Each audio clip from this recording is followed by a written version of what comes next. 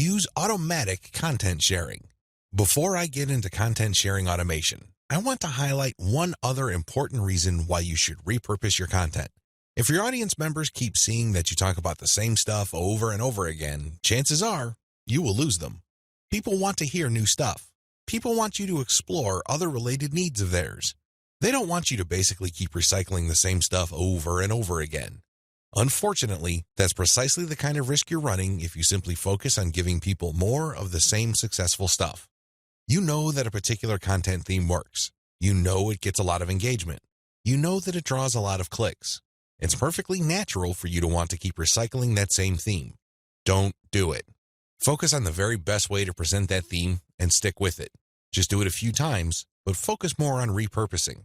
This way, when people get into contact with your content, they can see that you are talking about something that appeals to them, but in different formats. They are more likely to pay attention. They're more likely to click through. They're more likely to share. Keep this in mind when it comes to repurposing. Don't think that Video 11 is completely optional. It isn't. You want your social media feeds to consist of highly successful content as much as possible. It really would be a shame to figure out what works, only for you to get lazy and just focus on text content.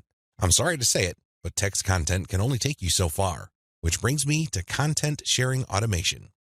Since you're going to be sharing a lot of content, and much of this content being third-party as well as original and repurposed content, you're probably going to have your hands full if you decide to do this manually. First of all, since you're going to be covering many different platforms and sharing different formats on those platforms, you have a lot of forms to fill out over and over again. Sure, you may have created an account, one for each of those platforms, but submitting to those places requires you to fill in forms. Posting on Facebook involves form filling.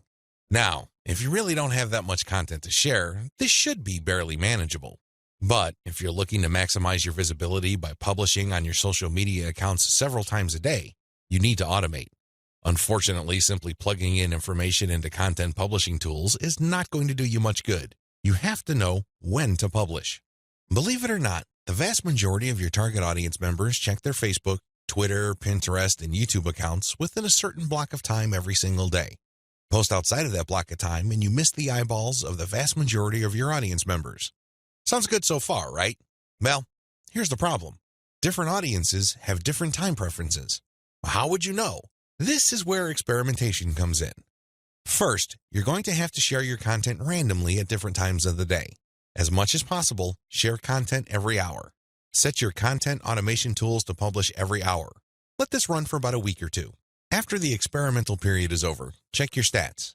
Facebook Insights, for example, will tell you when most of your page fans checked out your content.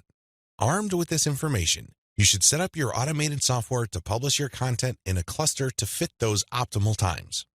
For example, in the experimental stage, you're publishing one piece of content every hour. That's 24 pieces of content spread out over a full 24 hours.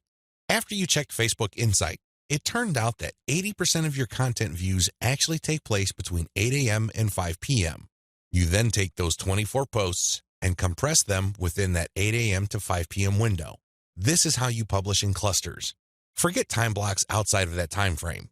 This way, you maximize your chances of the right eyeballs seeing your content. Special notes for Twitter. If you're going to be publishing on Twitter, republish your content many times during the day at the most optimal time frame. Facebook Insight already told you that your content is being viewed within a specific time frame. Chances are your Twitter fans have the same social media viewing habits. Stick to that time frame. Now, here's the secret. Set up your automated content publishing tools to tweet out your best content many times during that time frame, but you also have to rotate different hashtags. This way, you can reach different people looking for hashtags that are related to different subsegments of your niche. Special notes for Facebook. When publishing to your Facebook page, don't hesitate to publish original content that you have published before. Try to avoid publishing only once. Instead, you should sandwich or schedule this republished successful content in between high-quality, curated content. This way, people get more exposure to your best content. Once they click through, you get yet another chance to recruit them to your mailing list. Remember, when you share high-quality third-party content, you're not getting the traffic. You're building credibility, but you're not getting potential list members to your squeeze page. That's just not happening.